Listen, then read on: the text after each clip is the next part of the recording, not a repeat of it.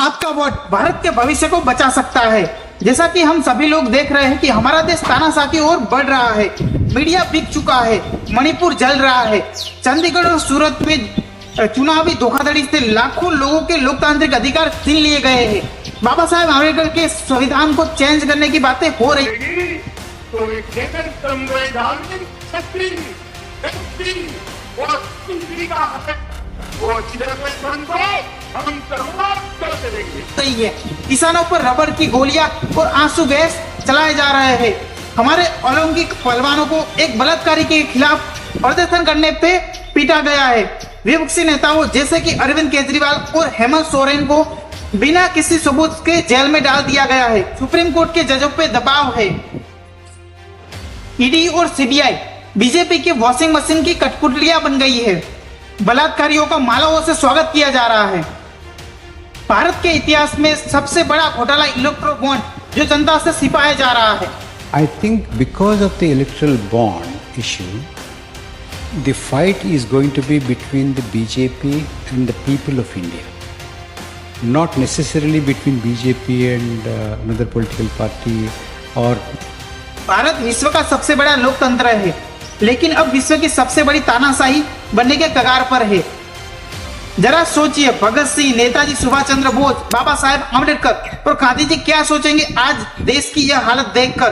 क्या इसी दिन के लिए उन्होंने अपनी कुर्बानी दी थी? एक सत्ता के भूखे राजनेता के लिए हम ये विरासत नहीं खो सकते हैं। बहुत महत्वपूर्ण है कि हम भारत के लोग जागे, इससे पहले कि देर हो जाए। आप शिक्षा के लिए वोट दे, किसानों के लिए वोट दे, महिलाओं के अधिकारों के लिए वोट दे, पहलवानों के लिए वोट दे, नौकरियों के लिए वोट दे, स्कूलों के लिए वोट दे, मणिपुर के लिए वोट दे, लद्दाख के लिए वोट दे। ऐसे नेता के लिए वोट दे जिनमें प्रेस कॉन्फ्रेंस देने की हिम्मत हो। ऐसे नेता के लिए वोट दे जो झूठी गारंटी न दे। ऐसे नेता के लिए वोट दे जो पढ़ा लिखा और विनम्र हो। और सबसे महत्वपूर्ण बात, लोकतंत्र के लिए वोट दे, इंडिया के लिए वोट दे। याद रखिए, अगर भारत पूरी तरह से तानाशाह बन जाता है तो आपकी आवाज हमेशा के लिए दबाई जाएगी। सोशल मीडिया पर पूरी तरह से सरकार द्वारा नियंत्रित होगा। किसी भी मुद्दे पर कभी भी प्रदर्शन की अनुमति नहीं मिलेगी। आप क्या खाते हैं, क्या पहनते हैं, क्या देखते हैं, यह सब सरकार द्वारा। तो बुलाते हैं कि सर आइए, बैठिए, चाय पिए, नाश्ता करिए।